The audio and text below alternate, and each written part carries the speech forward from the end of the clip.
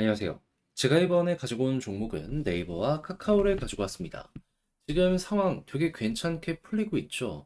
자, 어떤 게 지금 큰 역할을 하고 있는지 우리가 봐야 되는 일정과 이걸 이용해서 앞으로 전략을 어떻게 구축을 해나가는 게 좋을지에 대해 하나씩 살펴보도록 할 테니까요.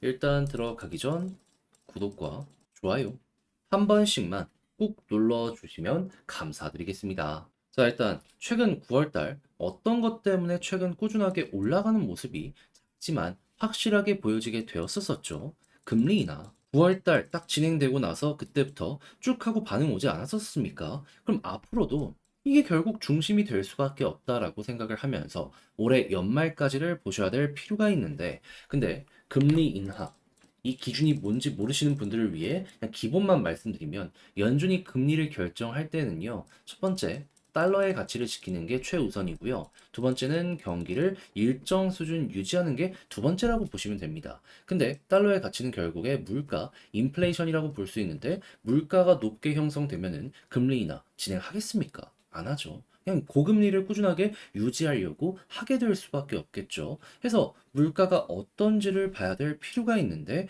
최근에 들려온 소식을 보면 크게 세 가지 보시면 되거든요.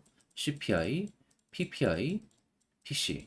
근데 확실히 이전보다 좋은 수치들이 보여지게 되었습니다. 목표가 2%랑 가까워지는지거든요. 근데 2%랑 가까운 수치가 꾸준하게 보여지게 되었어요. 그렇다면은, 이에 대한 후속 일정이 이렇게만 나오더라도 큰 문제가 없겠네. 이리 생각을 할 수가 있겠죠. 그럼 이제 두 번째, 경기를 봐야 되는데, 경기의 기준은 뭘까요?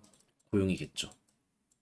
물론 GDP나 여러 가지를 보는 것도 굉장히 중요하겠지만, 실물 경기는요, 결국 고용으로 엮여 들어갈 수밖에 없습니다. 경기가 좋으면 사람을 더 많이 뽑을 거고, 경기가 안 좋으면 사람을 해고하게 될 테니까요. 근데 지금 이제 여러분들이 보셔야 되는 거는 이 두 번째, 이쪽인데, 지금 어떤 소식이 들려오고 있냐면요. 4일, 오늘 밤에 9월 달에 고용 동향 보고서가 발표될 예정이거든요.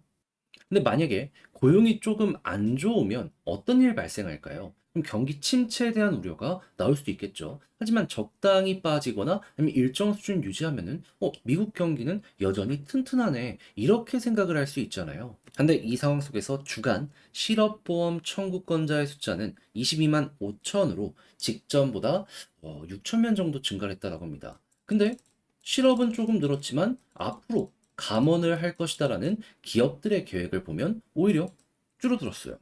직전이 72,821이었는데, 직전이 75,891이었는데, 72,821로 4% 정도 빠졌습니다. 그러면 어느 정도 상세가 되네. 앞으로의 방향은 이렇게 되겠구나 생각할 수 있지 않겠습니까? 그럼 이게 일부 유지가 되는 모습이 보여지게 된다면, 이번에 나오는 지표랑 맞물려 가지고 현재 경기가 뭐 그렇게까지 나쁘지 않은 상황 속에서 물가가 잡혀가고 있구나 라는 생각을 시장에 주게 될 것이고, 금리를 인하를 함에 있어 가지고 호재적인 부분이랑 엮이면서 속도 내는 모습을 보여주게 될 겁니다. 그러니까 여기서도 이제 좀 분류를 해야 되는 게 뭐냐 하면은, 경기 침체가 와서 급하게 금리 인하를 하는 거랑요, 경기는 잘 버티고 있는데 금리 인하를 하는 건 엄연히 다르거든요.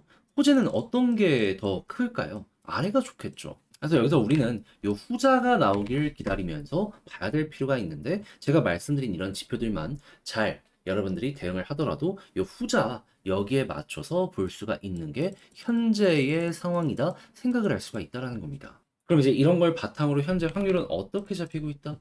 9월달 현재 5.0%잖아요. 근데 금리나 25bp에 대한 확률을 보면은 이 두 개 합치면 100%네. 그죠? 4.5, 4.75니까. 그럼 25bp는 100%고요. 이제 50bp 이하에 대한 확률은 32%까지 좀 떨어지긴 했다라고 보시면 되겠습니다. 하지만 속도는 조금 늦을지언정 경기가 나쁘지 않다면, 그럼 이거는 충분히 좋은 호재라고 보면서 접근할 수 있겠죠. 그다음 이 12월 달에 FOMC 확률도 보면은 4.75가 한 번 인한데 없네? 0%. 그러면 한 번은 금리 인하할 확률이 100%구나.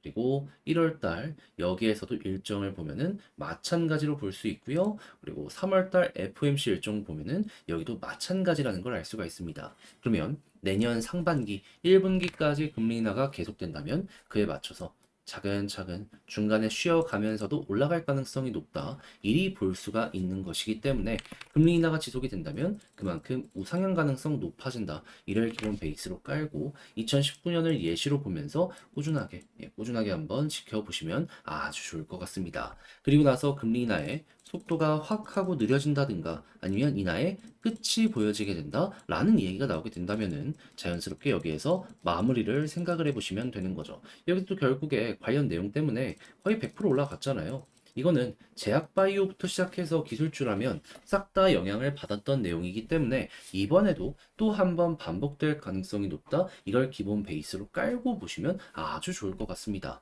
그리고 이 상황에서 차트를 본다면 제가 꾸준하게 강조드렸던 게 있죠. 수급은 둘 다 외국인이 중요하며 차트는 올라갔을 때 60일과 볼린저 밴드 상단을 동시에 돌파 성공했던 전적이 없어서 눌렸던 거라고. 그런 만큼 이 둘 돌파하고 위에서 버티게 되면 그때부터 속도 붙을 가능성 높게 될 것이다.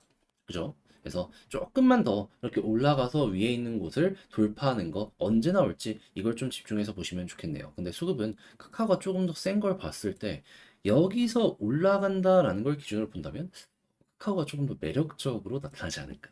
제 개인적인 생각까지 덧붙이면서 이 분석은 끝내고요. 그럼 이제 글로 쓰면서 총정리 영상 마치도록 하자면 일단 첫 번째 나오는 뉴스를 봤을 때 오늘 밤 고용지표 나온다. 여기에서 이제 얼만큼 전달 대비 나오는지 중요하고 실업률도 꼭 보도록 하자 했을 때 잘 버틴다면 이게 호재다. 그리고 수급은 외국인이 중요하고 그런 상황 속에서 금리 인하에 대한 이야기가 11월 달 나오게 될 텐데 앞으로 나올 경제 지표 아까 제가 말씀드렸던 거 있죠. 이것도 보시면 좋고 그 상황에서 60일 볼린저 상단을 동시에 돌파하는 모습이 보여지게 된다면 여기서 속도 나올 수 있다. 자, 그리고 단기 말고 어느 정도 이제 끌고 가겠다라는 마인드를 갖고 계신다면 제가 말씀드렸던 이제 금리 인하의 끝 혹은 속도가 낮아진다라는 얘기 나오게 된다면 요때 이제 어느 정도 마무리 비중 조절 들어가시면 될 것 같습니다. 근데 내년 1분기까지는 너무 좋아서 그냥 아무 생각 없이 그때까지만 보더라도 문제 될 건 없을 것 같아요. 자, 이렇게 해서 카카오랑 네이버 쭉 봤는데 어떻게 여러분들께 도움이 되었을지 모르겠습니다. 잘 보셨다라고 생각을 하신다면 구독과 좋아요 한 번씩만 부탁드리고요. 전 다음에 더 좋은 영상으로 인사드리겠다라고 말씀드리며 이상 주식 정리해드리는 주정남이었습니다. 이번 주 고생하셨고요. 다음 주에 뵐게요.